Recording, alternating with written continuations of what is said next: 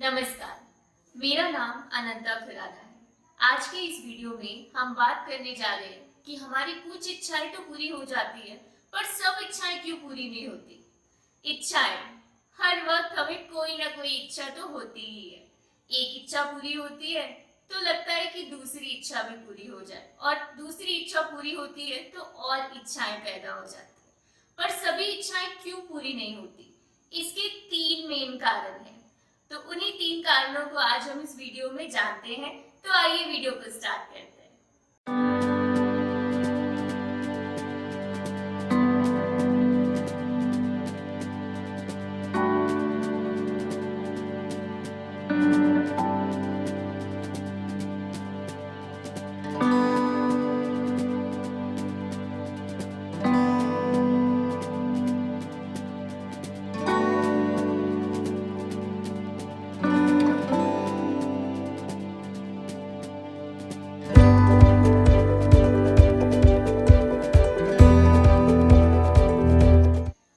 पहला कारण, हर काम अपने सही समय से होता है।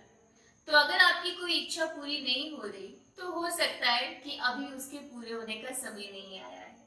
समय से पहले कभी किसी को कुछ नहीं मिलता, और किस्मत से ज्यादा कभी किसी को कुछ नहीं मिलता।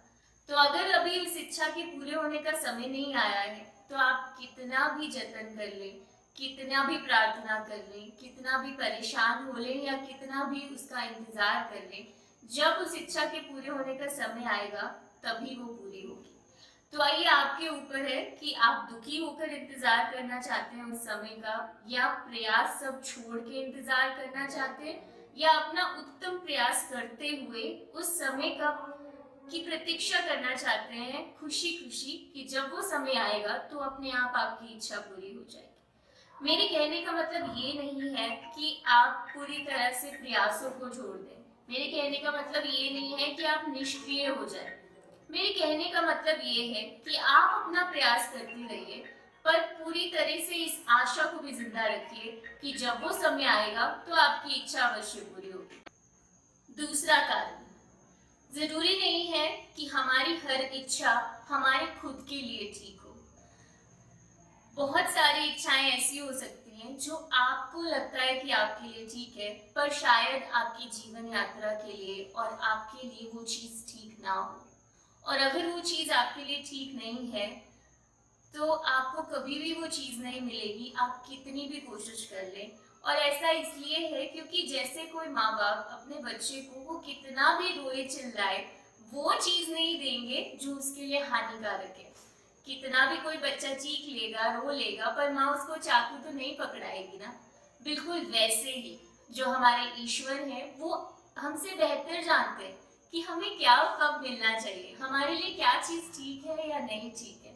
हो सकता है अभी इस समय आपको नहीं समझ में आ रहा हो, पर जीवन के 5 साल 10 साल, शायद कुछ साल बीत जाने के बाद आपको लगेगा कि हाँ, बहुत अच्छा हुआ मुझे वो नहीं मिला जो मैं सोच रहा था, और ये मिला जो अब मिल गया है, और ये ही अच्छा है मेरे लिए।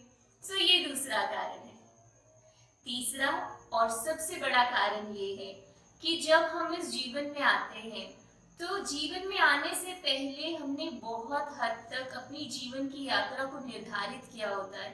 हमारे इष्ट, हमारे गुरु, हमारे स्पिरिट गाइड, जो भी आप समझें, उनके साथ बैठकर हमने डिसाइड किया होता है कि हम इस जीवन में कौन से एक्सपीरियंसेस से गुजरना चाहते हैं। अगर आप बहुत मुश्किलों के दौर से गुजर रहे हैं तो ये समझ लीजिए, जान लीजिए कि वो मुश्किलें आप अपने लिए खुद चुन के आए हैं।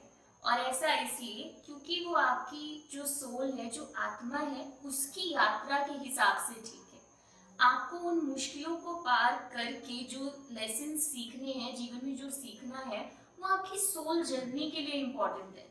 और उन मुश्किलों को आपने खुद ही चुना, खुद ही तय किया यहाँ आने से पहले, क्योंकि आप उस सोल जर्नी को पूरा करके, उस लेसन को सीख के अपनी सोल की जर्नी को आगे बढ़ाना चाहते हैं।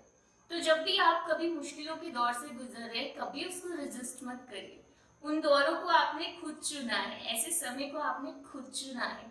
पूरी हिम्मत के साथ, पूरी मेहनत के साथ लगे रहिए अपने आप को उन लेसन्स को लर्न कराने के लिए, उन मुश्किलों से निकालने के लिए, और जो वो मुश्किल आपको सिखा रही है उस लेसन को सीख सीखने के लिए ये तीसरा और सबसे बड़ा कारण है।